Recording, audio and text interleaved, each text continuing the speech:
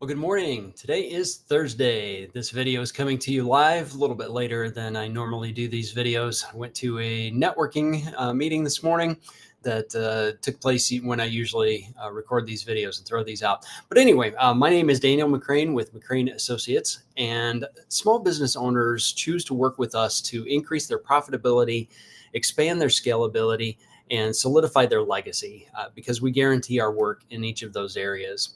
So today, let's talk a little bit about scalability. I want to bring something up that I've been talking to some people. I've been reading some blog posts, some articles online about this. This is about scalability, and it's scalability versus quality of service.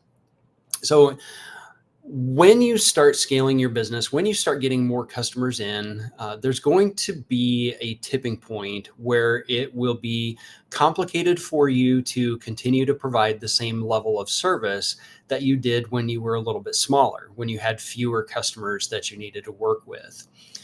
So what happens is, here's the downside, or here's the danger, the trap that a lot of small business owners get into. They think that the best way to maintain the level of service is to increase the number of people that they have working to provide better, more one-on-one, more timely service to the client. So obviously that could be a solution. That's one thing to consider. What I like to look at when we start talking about scalability and start bringing on more customers is this whole idea of do we have systems that are in place? Do we know what the processes are? Are there steps in the process that could be handled maybe through some automation?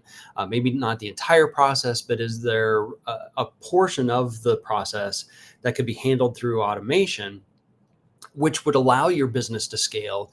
You could serve more customers, you could provide the same quality of service, and do so without maybe expanding the number of people. Because what happens then when you add more people to the business to try to service your customers is at some point, a lot of businesses find that they've got some volume with the new customers now, but then that volume of new customers begins to taper off, or they begin to add the the automation and the process control and everything later, so that now what happens is that you end up with too many people in your business, and now you don't need all these people, so now you have to go through the unfortunate process of laying some people off, which we know we don't like to do. It's not a good thing to do. It's not a nice thing to do. But if you can focus on getting your processes in place, getting the systems in place, using automation where automation makes sense, because there does need to be a human element in every process that you have. But where can you have some of that automation taking place so that you don't have to be in a situation where suddenly someday you have to lay off team members because now you are more efficient? So focus on the efficiency first, and then figure out how many people you need to run your efficient system to be able to provide the same level of service.